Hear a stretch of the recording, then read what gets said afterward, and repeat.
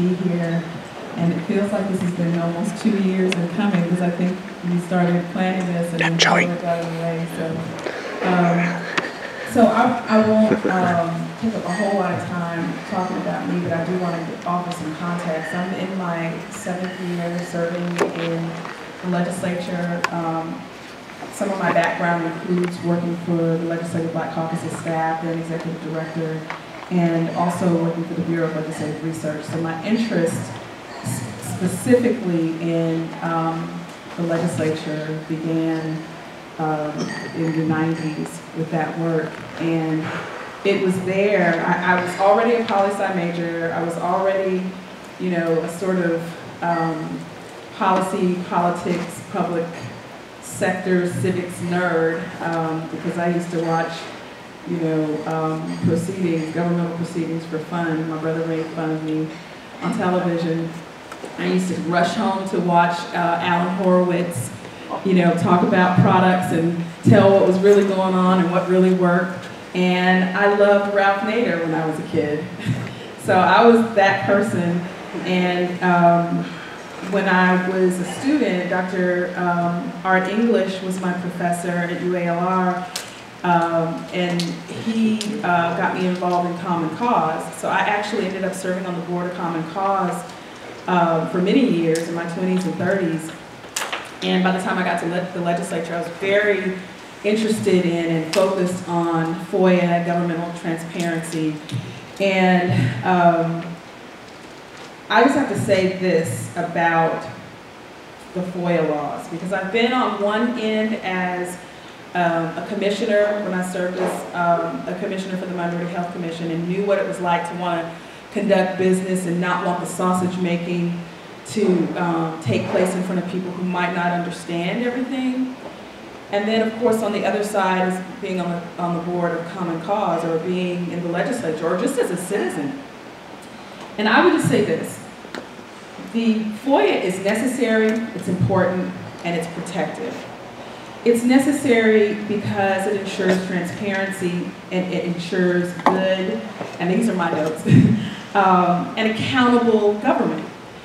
And I just want to give you an example to think about, because a lot of times we hear FOIA and hear these, you know, these rules that seem crazy. If two people on the same board talk, you know, why do they have to report? Why do they have to give notice? And I think it can go too far when we don't have uniformity. And some folks will take advantage of that. But it really is, I mean, most people aren't trying to do that. Most people just don't want secrecy in government. And so when you think about the government, you know, the government belongs to the people, whether it's the capital, whether it's the coffers and the money, whether it's the laws itself. And if we don't have something in place like FOIA, imagine what is yours. Imagine the rules in your house. Imagine your house.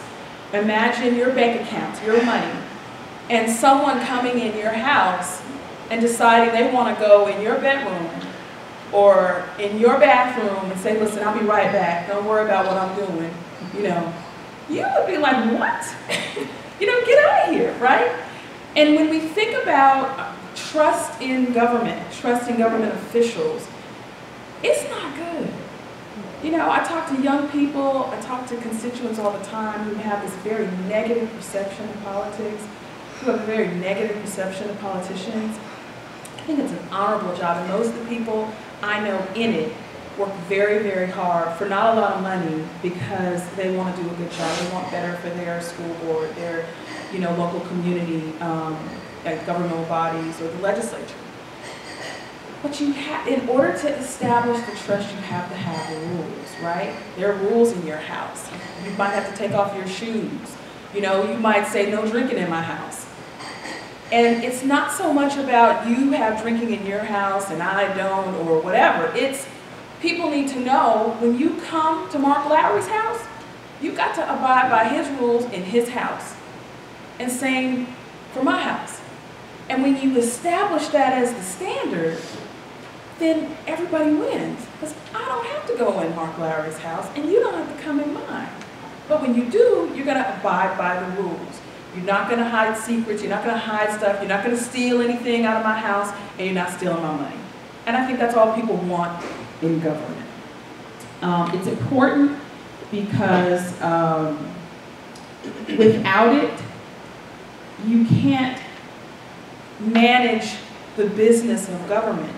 It becomes anarchy when everyone is suspicious, when everything is a gotcha, when everything is, I'm against what you're doing because I can't trust you.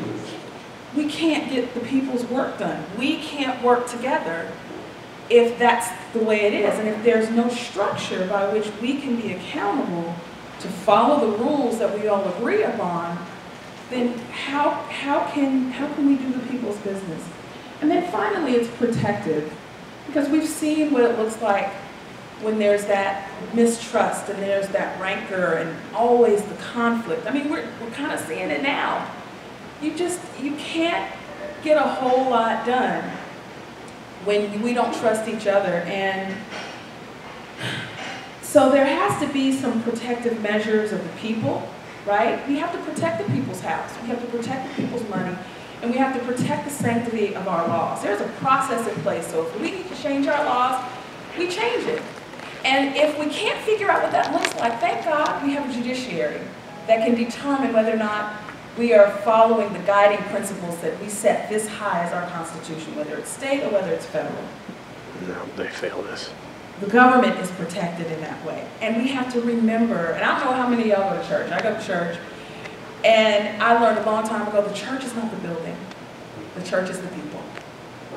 And if we are guided by the Word of God, we're reading largely the same text, sometimes different versions, but it's the same text, then we can all literally and figuratively be on the same page. We have to protect our government by protecting our process, by protecting our Constitution, and by protecting the buildings, protecting our laws. And finally, and I think you heard this before, in the process of all of that, we're protected. I want the rules. You know, sometimes it's not fun to have to talk to the press, and I don't have to, but I believe in that. Because I feel like if I talk to them, they'll talk to me. If they know I'm not going to lie to them, and I don't think they'll lie to me, there's a standard. And sometimes I've had to call and answer some tough questions. You know, I mean, I'll just be frank, I'll be transparent. But one time I was late on filing my taxes. I didn't want to talk about that, but they found out about it. I had to answer the questions, and I signed up for this. I had to answer those questions. And by the same token, that's why we have to file our forms, so that you can see what we're doing. And the beautiful thing is when we don't show up, when we hide things, it's reasonable for you to start asking more questions. It's reasonable for you to think something smells here.